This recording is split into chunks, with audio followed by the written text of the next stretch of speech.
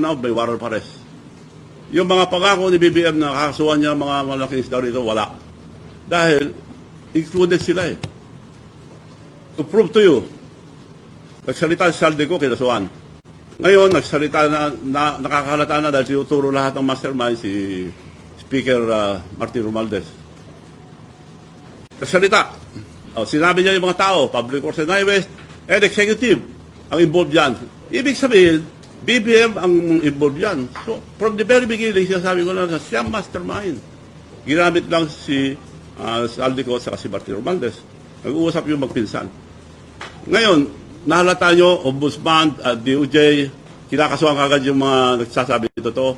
Ito, nagsalita si Martin Romualdez, bakit hindi ito? Unang-una, sinabi nila, kakasuhan namin si Martin Romualdez. Nilagyan na nila ng hindi siya pwede makalabas sa iyong bansa. Tapos, nagsalita si Martin Romualdez, sinabi niya, executive, liwanag, ang executive, BBM, siyang mastermind. Pero, ngayon, wala na. Bakit hindi sila nasagutin ng Ombudsman, DOJ, at Presidente, bakit hindi nagsasalita? So, ibig sabihin, nagkaregluhan na, nagtakutan lang. Dahil lalaglag nila si Martin, kung ilaglag niya, sasabihin niya mastermind. Yun lang yun. Para tayo linuloko na ating nakikiusap po ako sa ating kababayan, hindi yung mabuti, dahil puro diversion ginagawa nila. Dinilito lang tayo lahat. Kaya ang ginawa ko na, mula nung inisdab ako ni BBM sa Japan, nagtaka ako kung bakit. So, record ko lahat yung speeches nila, lahat yung pinupunta nila, lahat yung ginagawa. So, napagtama ko na mabuti naman at in-stop ako, meron na silang gagawin. So, dinokumento ko lahat ang Public Works and Highways. Record po galing sa Malacanang and Public Works and Highways 2. Isa lang muna sasabihin ko ngayon para di marito ang ating kababayan. Di ba sabi niya noon, 2024, I built 5,500 flood control. Palakpakan ng Congress. Nung dumating bagyo, nabaha tayo. Sabi niya, binintangan niya ang kalikasan at mga taong bayan, hindi marunong magtapon ng basura. Yun ang nagbara. Paano magbabara ng basura sa buong Pilipinas? So, before 2025 sona, nag-press con si BBM sa isang media na sinasabi nila na mabait si BBM, gusto niya makipag-reconcile kay Duterte, ayaw kong kaaway, maraming kong kaaway, gusto ko kaibigan. Tapos, mayroon media na naglaglag na grabe na ang nakawan sa ating bansa. Mga porsyento ng mga congressman, porsyento ng mga senador, grabe. Dapat ang pwedeng magsalita lang dito, BBM, he should denounce it now, right away. So, yun lang interview sa kanya, yun. So, 2025, lalabas na eh. Sa dami ng ninakaw, hindi po mapagtakpan lahat. So, sisigaw na yun, ninunahan niya. Binabas niya sa asuhan niya. Maya naman kayo, mga tagnanakaw ng Kabanambayan. Kaya ako kagad sabi ko, dapat tayo ka mo dahil included ka eh. Kasama ka. May Alzheimer ka yata, sabi ko noon eh. So, true enough na yun. Lumalabas na. So, ito nangyayari sa ating bansa. Linuloko na po tayo. At nakikiusap po ako sa ating kababayan. Suportahan niyo po ito dahil totoo po ito. Hindi po gago lahat ang Pilipino. Para na tayong gago kung di natin ituloy ito. Mga senador natin, tinawag ako, nagpunta ako kay Senator Lacson. Gusto kong tumestigo dahil marami akong nalaman ako. O sige, sabi naman niya, gumawa ka ng pinabit mo. At isubmit mo sa April 7, 14 nalabas ka na. At April 7, before 5. April 7, umaga, nandun na ako sa yacht club, nag-aantay, dahil umaga wala naman sila doon. Alauna, pupunta na ako doon mag-antay.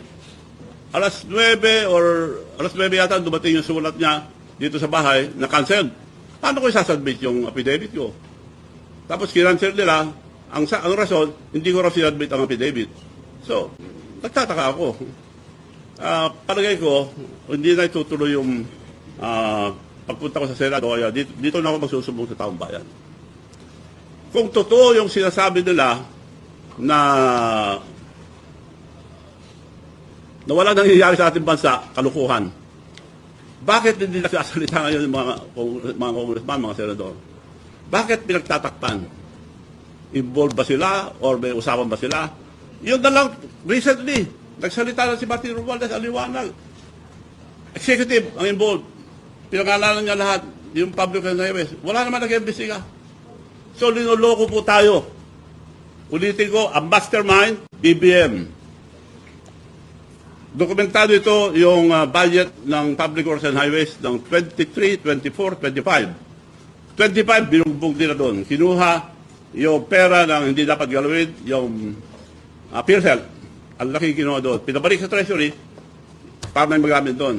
Insurance, PDIC. Ang liwanag, kinuha nila para puntuhan yung mga flood control. Mga kababayan, wala pong flood control na 5,500 na sinabi ni BBM. Iniikot ko na buong Pilipinas. I am the president of the Mayor's League of the Philippines and still the emeritus president. So I have contact with all of them.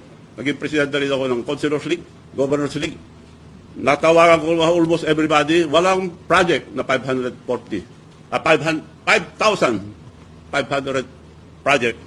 Now, isa lang ilalabas ko ngayon para hindi kayo malito. Doon na lang sa Ilocos Norte.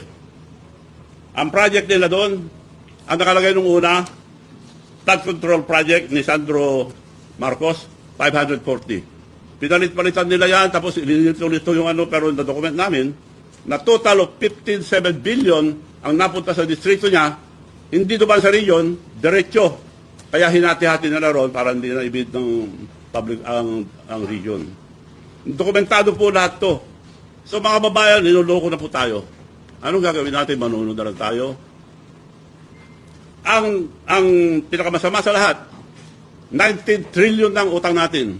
And we are paying 2 trillion yearly debt payment. Ano mangyayari sa ating bansa? Mga kinabukasan ng mga bataan. Pati hindi pa pinanganak, may utang na. No way na makabaon na po tayo kung di natin sila itong kagawa na ito. Kailangan sama-sama po tayo. Itong sinabi ko ito, suportahan natin para malaman natin ang totoo ang nangyayari sa ating bansa. So, marami pa ako sasabihin, yun lang muna, dokumentado po lahat. Yung ibang ginagawa nila. Noong pang Senator si BBM, may kaso na.